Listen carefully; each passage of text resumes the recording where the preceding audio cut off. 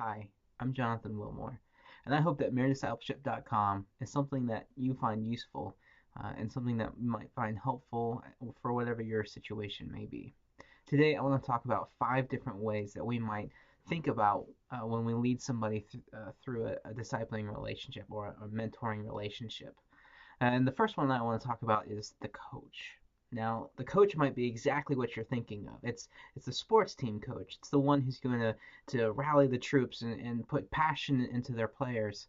Somebody who's going to develop skills to help the team accomplish its goals of winning the games or whatever it may be. Now, the coach is something that we certainly need in the discipling relationship. You're going to have to push people at times to do better than what they may have thought was possible. We definitely need coaches. The second one that I want to talk about is the counselor.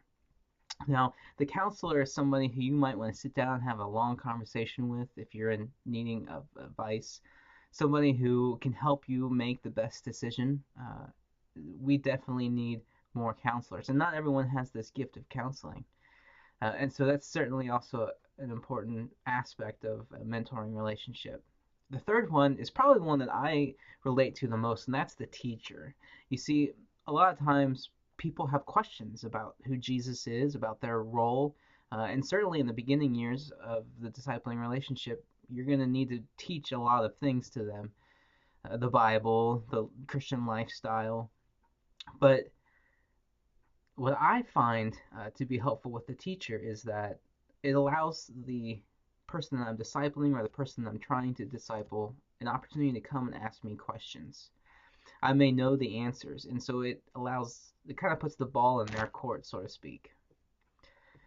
So the teacher is something that is certainly useful in the discipling relationship. The fourth one that I want to talk about is the role model.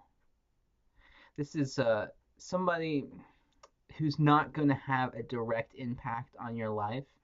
It could be an author of a book, or perhaps a pastor or a preacher who you never actually get to experience life with, but you value their teaching, their influence in the community. For example, a role model in my life might be C.S. Lewis or N.T. Wright, people who I've never met, but their works have certainly shaped the way I think and act. Now, this fifth and final one that I want to talk about is probably the most important, and it's something that we often don't think of when we think of the discipling relationship. It's the disciple maker. And we may not think about it as often because it's kind of innate or it's assumed in the discipling relationship. However, we often ignore its most important qualities.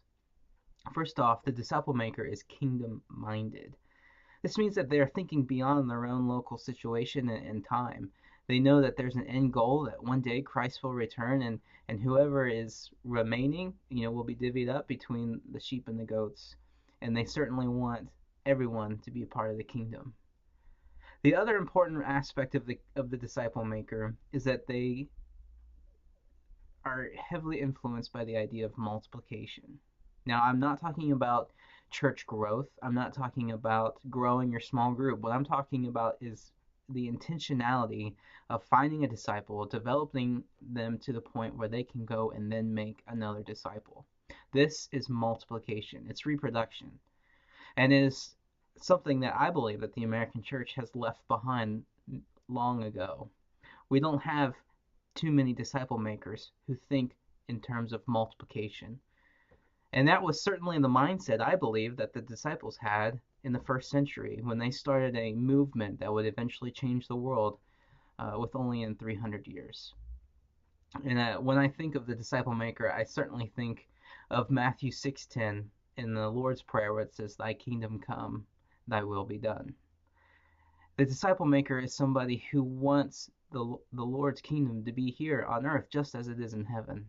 And so they will include the coach, they will include the counselor, they will include the teacher, and they'll even include the role model. But it's all with the end goal of multiplication for the kingdom. And that's why I want to encourage you to begin thinking. Instead of thinking the coach or the counselor or the teacher or whatever other type of discipling relationship you might have, I would suggest that we approach discipleship with this kingdom-minded multiplication way of thinking. So instead of being a coach or a counselor, a teacher or a role model, be a disciple maker, and you will certainly change the church around you.